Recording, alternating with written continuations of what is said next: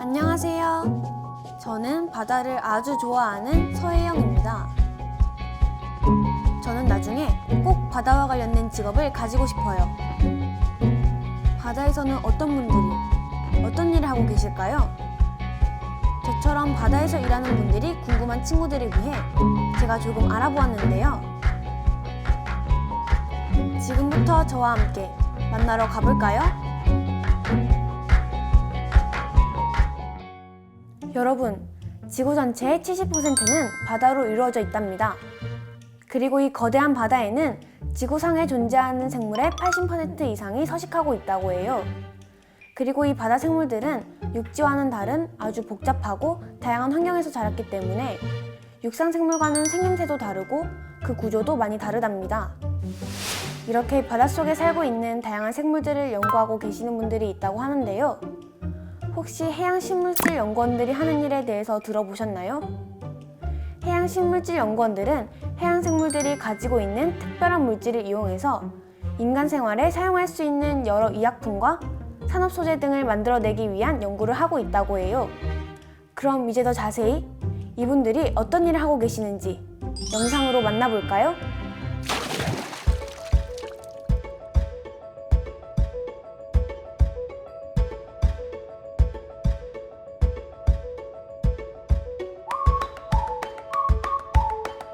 저는 한국해양과학기술원 해양생명과학연구센터에서 일하고 있는 이연주입니다. 먼저 저와 저희 연구팀원들은 바다에 나가서 바다에서 살고 있는 동물이나 식물 또는 미생물 등을 채집을 합니다.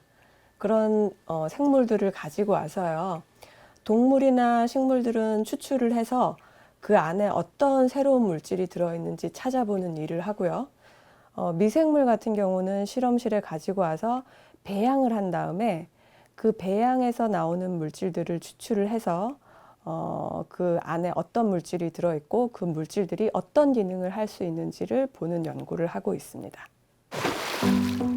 내가 조금 더 알려줄게. 바다에 살고 있는 해양생물은 약 1000만 종이 넘는다고 해. 인류는 이렇게 다양한 종이 살고 있는 바다에 관심을 가지고 끊임없는 탐사와 연구를 진행했어. 해양생물은 식품으로 활용될 뿐만 아니라 생명공학 등 여러 분야에 다양하게 활용할 수 있어서 인간에게 도움을 주는 매우 중요한 자원이지. 해양생물 자원에는 해양의 동식물과 해양 미생물 등이 포함돼. 이런 해양생물 자원에서 제품과 서비스를 생산하는 산업을 해양 바이오 산업이라고 하지. 해양 바이오는 보건 및 의료 분야에서도 활용될 수 있는데 손상된 조직이나 장기의 일부를 보완하기 위한 생체 재료로 사용할 수 있어. 이렇게 많은 가치를 지니고 있는 해양 생물 자원을 얻기 위해서는 다양한 연구뿐 아니라 해양 자원을 보호하기 위한 해양 오염 줄이기 실천 및 보존이 필요해. 해양식물질 연구원이 되어서 신비에 쌓인 바다 생물의 비밀을 탐구하고 미래 해양과학의 발전을 이끌어보지 않을래? 해양물질은 어떻게 채집하는지 박사님께서 좀 더 자세히 알려주신대. 저희가 보통 채집을 할 때는요. 배를 타고 나가서 스쿠버 다이빙을 하게 됩니다. 그래서 저나 저희 연구원들이 직접 스쿠버 다이빙을 하게 되는 경우도 있고요. 좀 더 깊은 지역이나 물살이 센 지역으로 가게 됐을 때는 전문적으로 스쿠버 다이빙을 하시는 다이버들의 도움을 받기도 합니다. 그렇게 해서 동물이나 식물들을 채집을 하고요. 미생물 같은 경우는 뭐 해수나 아니면 해수 토양만 가지고 와도 실험실에서 많이 배양을 할 수 있기 때문에 샘플을 이렇게 소량씩 가지고 와서 실험실에서 증식시키는 실험을 하게 됩니다. 실험실에서 연구는 물론 바닷속으로 들어가서 직접 해양생물을 채취할 줄이야. 정말 매력적인 직업인 것 같아요. 이렇게 채집한 해양생물 자원을 현지에서 바로 냉동 상태로 만든 뒤에 실험실에 가지고 와서 연구하게 돼. 해양식물질 연구원이 된다면 바다 위에서도 바다 아래에서도 많은 경험을 하게 될 수 있을 거야. 그렇다면 박사님, 요즘은 어떤 연구를 하셨나요? 제가 최근에 진행했던 연구 중에 하나는요, 해삼에 관한 것이었습니다. 저희 기관이 남태평양 마이크로네시아 추욱 지역에 기지를 가지고 있어요. 가끔 그 기지 주변으로 가서 채집을 하기도 하는데요. 몇 년 전에 그 남태평양에 서식하는 해삼을 몇 가지 가지고 왔습니다. 열대 서식하는 해삼은 우리나라 주변에서 서식하는 해삼과는 다르게 크기도 굉장히 크고 색깔도 특이해요. 그래서 이런 특이한 해삼 안에 어떠한 물질이 들어있을지 저희가 실험실에서 분석을 해봤고요. 그래서 새로운 물질 10가지 정도를 분리해낼 수가 있었습니다. 그래서 다른 연구자들과 함께 그런 물질들이 어떤 기능을 가지고 있을지를 좀 확인을 해봤고요. 특히 이런 물질들이 그 인간이 느끼는 통증을 좀 경감시켜주는 역할을 한다는 것을 확인을 하였습니다. 그래서 지금은 그런 물질들을 우리가 진통제로 활용할 수 있을지에 대한 연구를 계속하고 있습니다. 아, 저도 해삼이 화장품의 소재로 쓰일 수 있다는 연구 자료를 본 적이 있어요. 저희에게 식품으로 익숙한 해양생물도 여러 용도로 쓰일 수 있는 물질을 가지고 있었네요. 그럼 왜 해양생물을 연구하고 계신 걸까요? 육상생물이면 안 되나? 지금 사람들이 아플 때 쓰는 많은 약들은 대부분이 식물에서 나온 물질들을 기본으로 해서 만들어진 것들입니다. 그래서 사람들이 식물이 가지고 있는 물질에 대한 연구는 굉장히 많이 진행을 했는데요. 그에 비해서 해양 생물이 어떤 물질을 가지고 있을지에 대한 연구는 지금까지 많지가 않았습니다. 왜냐하면 식물의 경우는 산이나 들로 가서 채집을 하기가 쉽지만 해양 생물의 경우는 바다에 나가서 잠수를 해서 생물을 가져와야 하는 그런 번거롭기도 하고 비용도 많이 드는 채집 과정을 필요로 하기 때문이죠. 그래서 해양 생물은 지금 육상에서 자라나는 식물에 비해서 상대적으로 연구가 덜 된 영역이기 때문에 저희가 새로운 물질을 발견할 수 있는 가능성이 훨씬 더 높을 거라고 생각을 하고 있습니다. 그리고 한 가지 더 추가로 말씀을 드리자면 제가 아까 잠깐 해삼 얘기를 잠깐 했었는데요. 해삼은 동물이지만 빨리 움직일 수가 없어요. 다시 말해서 어떤 물고기나 해삼을 잡아먹으려는 다른 생물이 나타났을 때 도망을 쳐서 자신을 보호할 수가 없다는 거죠. 그러면은 이렇게 움직일 수가 없는 해양 동물들은 자기 자신을 보호하기 위해서 물질들을 내뿜어서 스스로를 보호하려고 합니다. 이렇게 해양 생물들이 자신을 보호하기 위해서 내뿜는 물질들을 인간은 어떻게 활용할 수 있을까 고민을 해보는 것이 굉장히 좋은 연구 주제이기 때문에 해양 생물에 대한 연구를 계속 진행을 하고 있습니다.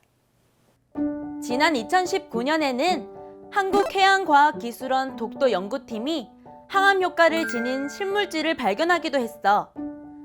독도 주변 해역 퇴적토에 사는 해양 미생물에서 항암 효과가 있는 3종의 신물질을 발견한 것인데 이를 독도 리피드로 명명했다고 해. 이 독도 리피드가 육종암인 대장암, 위암, 폐암, 신장암, 전립선암, 유방암의 항암 활성을 보유하고 있다고 밝혔어. 그리고 독도 리피드는 생물 계면 활성제이기도 한데 이 생물 계면 활성제는 부작용이 없는 천연 계면 활성제야. 일반적으로 석유의 부산물에서 얻어지는 계면 활성제와 달리 친환경적이라서 화장품, 식품, 가정용품 등에 안심하고 활용되고 있어. 이 연구 결과는 세계적인 권위의 해양의학 분야 학술지인 마린 드럭스에 게재되었는데, 이를 통해 전 세계의 독도를 널리 알릴 수 있는 계기가 되기도 했다니 정말 멋있지 않니?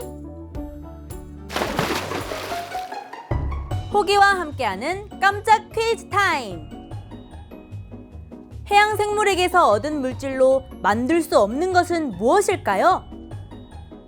1번 식품, 2번 화장품, 3번 의약품, 4번 금속류.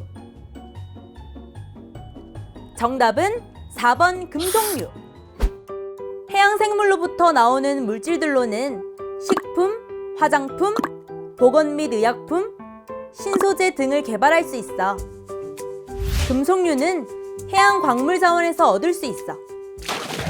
해양 식물질 연구원들이 이렇게 열심히 활발한 연구를 진행하고 있기 때문에 우리나라가 해양과학 선진국으로 인정받고 있는 것 같아요.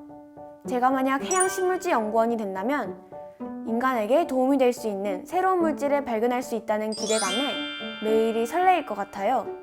혹시 저처럼 해양 식물질 연구에 관심이 생긴 분들 있으신가요? 그런 분들을 위해 제가 또 박사님께 한 말씀 부탁드려 보겠습니다. 한번 들어볼까요? 늘 다른 지역의 바다로 가서 새로운 생물들을 찾아가는 과정은 그 자체가 좀 재밌기도 하고 흥미롭기도 합니다.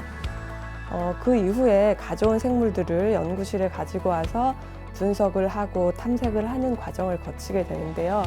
이런 과정은 굉장히 복잡하고 어렵고 힘이 드는 과정이지만 여기서 찾은 물질들로부터 인간이 그 병에 걸렸을 때 그 병을 고칠 수 있는 약을 개발할 수 있기도 하고, 인간의 건강을 더 증진시켜주는 다양한 물질들, 새로운 기능의 식품들을 만들어낼 수도 있기 때문에 힘든 과정이지만 늘 보람을 느낄 수가 있습니다.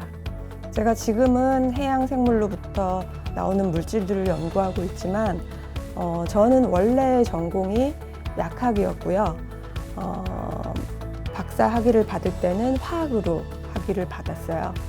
그래서 기본적으로 우리가 해양 생물을 다루고 있기는 하지만 우리가 그 해양 생물들을 다루면서 쓰는 기술들은 생물학과 관련된 기술, 화학과 관련된 기술입니다. 그래서 가장 중요하게는 이렇게 생물이나 화학과 관련된 지식을 쌓아나가는 것이 가장 중요한 것이라고 할 수 있겠습니다.